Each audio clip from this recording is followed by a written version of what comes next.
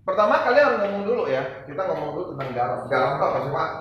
Garam biasanya seperti kalian lihat, berupa kristal. Ya.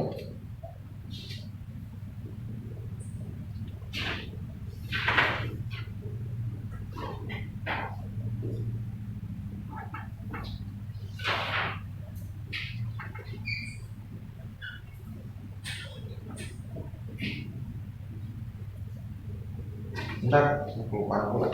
Aduh, minta istri aja.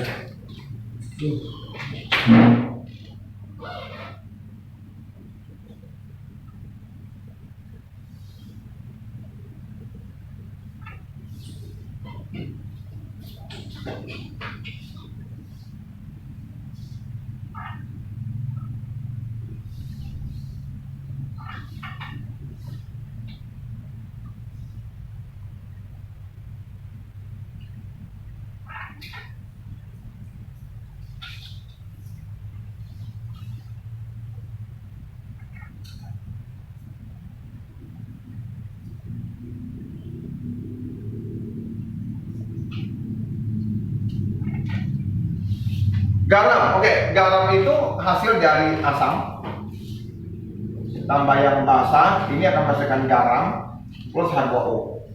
Contoh, ini asam kuat, basah kuat, ini akan jadi NaCl, ayo.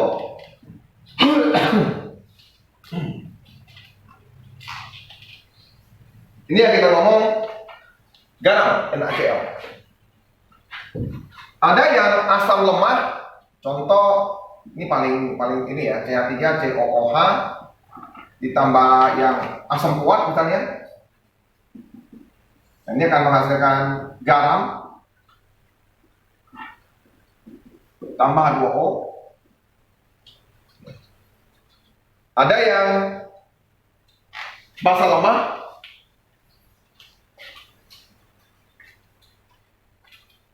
NH4OH ya. Ini asam lemah ya. Ada yang atau NH3OH ya. Ini tambah dengan HCl.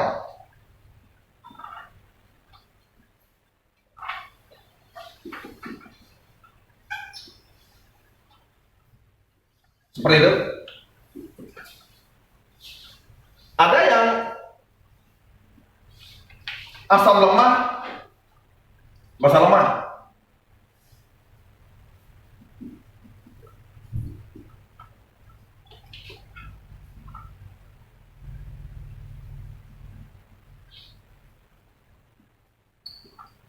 Nah, jadi ini yang lemahnya yang sini, basa lemah. Ini asam lemah. Ini asam kuat. Ini basa kuat. Ya.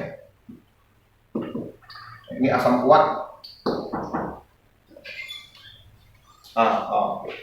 Ini asam lemah, basa lemah. Kalau ini asam kuat, basa kuat. Nah, ini yang kita bicara, ya, hidrolisis garam. Jadi garam itu bisa ada yang ini, ada yang ini, ada yang ini, ada yang ini.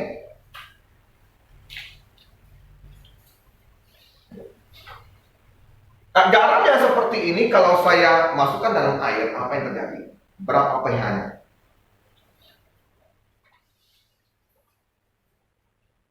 Tanya itu berapa pH-nya?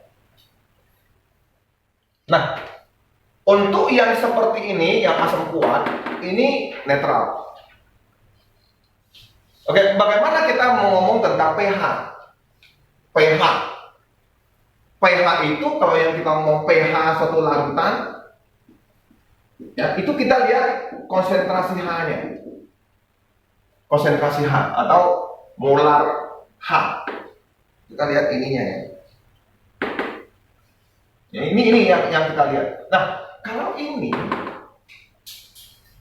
HCl dimasukkan dalam air, mengapa ini netral? Ini netral, pH-nya nanti pasti netral, pH-nya netral. Gitu. Mengapa bisa netral?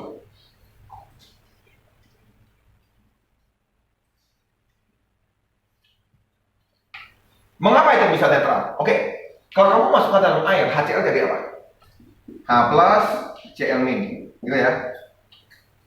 Nanti NaOH jadi Na plus tambah OH min, gitu ya. Ya tak? Oke ya? Nah gitu.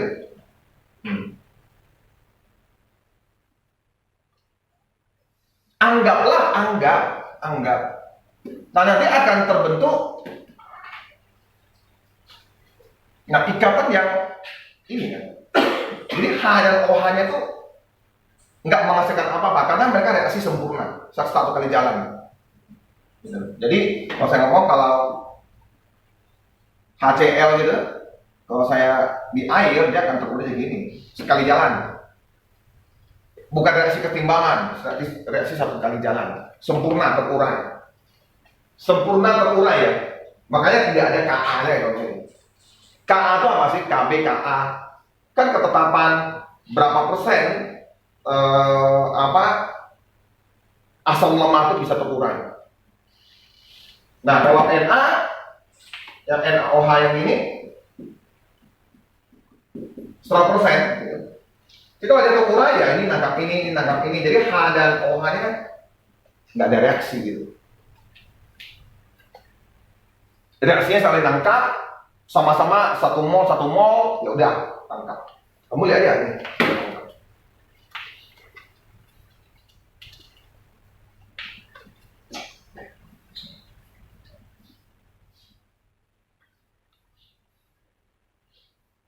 Beda dengan yang ini akan ada pH.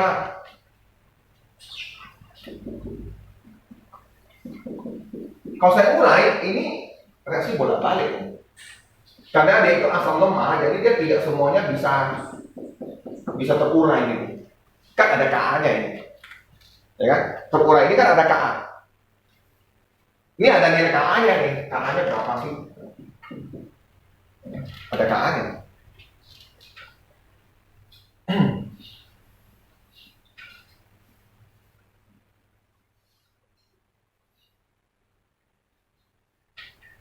Katakan misalnya Ka-nya itu 0,01 gitu ya. Saya ngomong 0,01 aja atau 0,0001 gitu. Artinya kalau ada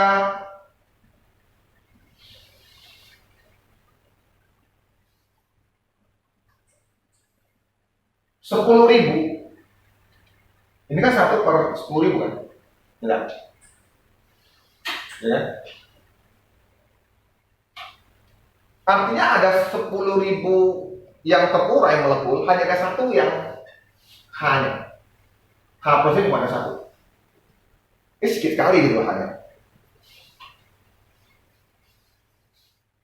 Nah, bagaimana dengan yang NaOH? Nah, NaOH-nya adalah masih kuat, berarti dia sekali. Penuh terurai.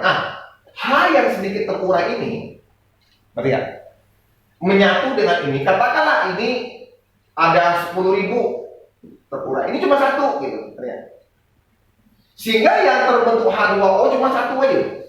OH-nya masih ada 999.900, masih banyak.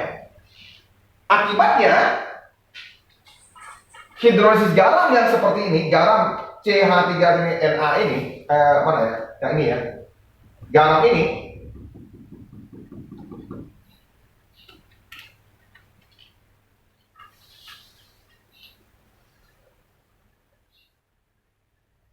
saya ngomong ini dulu ya. Nah, jadi kalau ada campuran 2 benda itu dari sini, kamu tahu bahwa OH akan kelebihan banyak. Berarti nanti kalau saya campur, ini sifatnya akan basah. Ngerti ya? Sifatnya akan basah.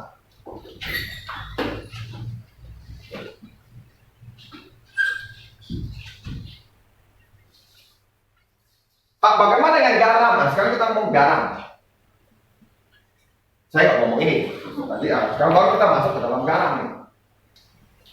Nah, yang kita ngomong hidrolisis garam. Jadi kalau ini saya masukkan ke dalam air, hidrolisis gitu ya. Nah, ini kamu tahu ini pasti akan jadi ini.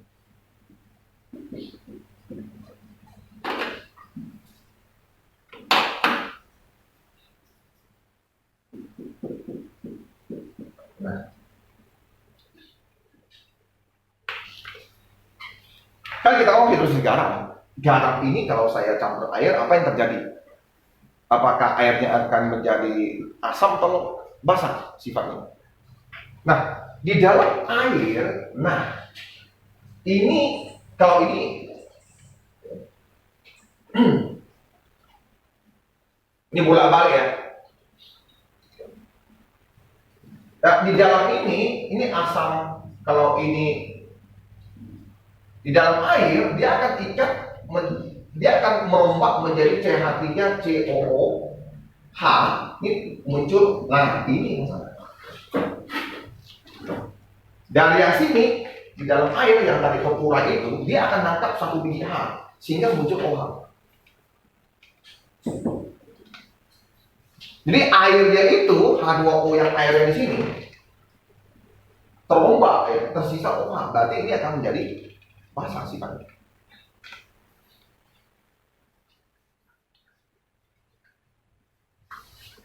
Nah, bagaimana menghitung pH-nya? Nah, ini yang menjadi matematika ya. Mereka analisa, hari kimia juga ini. Oke, sampai sini dulu nih. Ini ceritanya ngerti nggak gitu dulu? Itu yang penting. Itu penting itu. Sehingga kita tidak tergantung pada rumus gitu.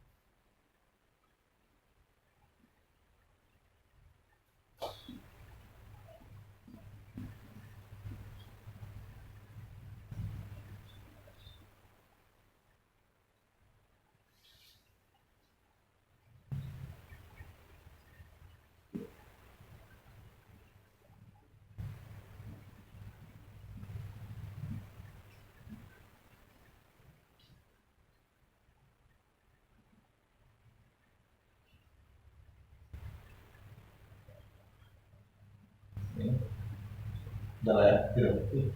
Nanti tinggal masukin. Berarti kan ini jadi rumus. Kalau misalnya kamu Langsung masukin Excel. Langsung buat Excel gitu. Kan ini reaksi kesetimbangan kan. Karena basa lemak, asam lemak. Terus langsung masuk konsentrasinya gitu. Iya. Berarti kan konsentrasinya X kali X kali 2,1 X. Karena basa lemak kan, karena yang lemak biasanya X-nya kan yang kecil. Berarti langsung X kuadrat sama dengan KA kali 1. Oke. X kuadrat sama dengan 10 minus 10 baru 10. Berarti X kuadratnya sama dengan 10 ini 2,5. Kan kalau mau cari modus itu kan pakai log. Nero P. P.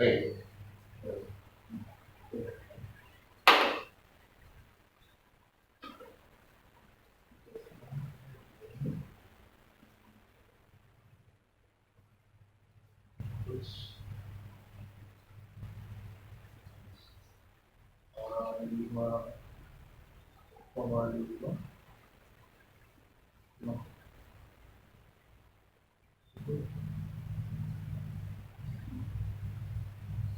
Ya, ini Pak. 10 1 kan? Beda. Jadi 5,5. Oke. Jadi kira-kira seperti itu kalau menggunakan angka. Karena yang ketiga adalah sisa H-nya. Mengapa Pak yang X? Karena yang kita lihat adalah ini. Sisa H-nya itu adalah X. Konsentrasi X yang punyanya H.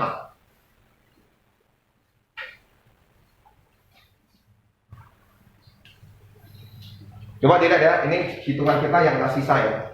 Kalau dia ada ini, ada sisa, berarti nanti ditambah. Itu molekul yang banyak oleh ini, molekul banyak. Yang ini hitung seperti garam hidrolisis, nah itu tambah. Oke. Tadi kita sudah hitung yang ini kan pH-nya.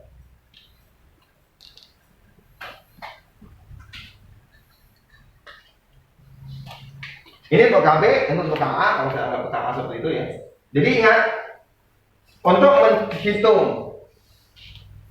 KA-nya kan begini, kita mau cari konsentrasi H. Ya, ini HCN. Tapi HCN yang sama ini, kita nanti nggak pakai HCN ini, karena ini apa namanya, CN yang ini, mana? Ini nggak pakai ini dia ya. Pakai yang punyanya ini, punyanya garam. Punya garam, karena dia reaksi sempurna. Akhirnya ya kalian boleh lihat untuk H seperti ini. Untuk KB, untuk yang OH seperti ini. Nanti baru dihitung kalau ada asam masuk apa yang terjadi? Berapa pH-nya? Berapa pH-nya? Berapa OH-nya? Tentu harus ada contoh soal. Jadi ini sedikit sekali ya, pembahasannya sedikit banget.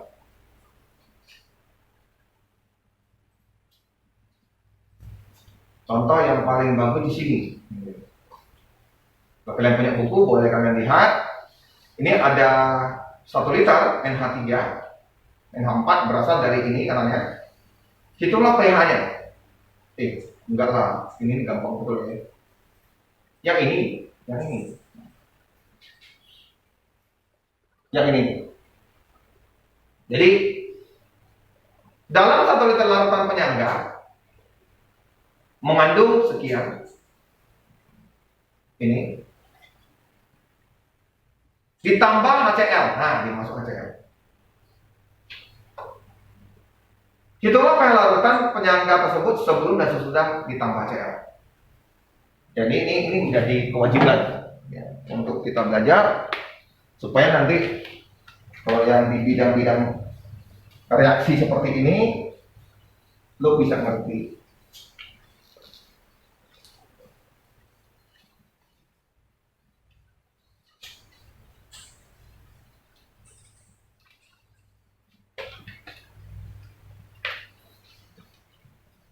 Berarti ditambah molnya dikit. Molnya dikit. Karena kita untuk menghitung kita pakai mol ya. Betul. Kita pakai mol ya, pakai mol. Setelah cocok-cocok kan jadi mol. Jadi ini lebih mudah lah dibandingkan yang tadi. Tapi intinya soal harga yang kita latih. Oke, sekarang cukup dulu. Ya, minggu depan baru kita latih soalnya. Ini sebenarnya kalau waktu dijalankan bisa nih. Ya, minggu depan kita pelajari lagi, oke?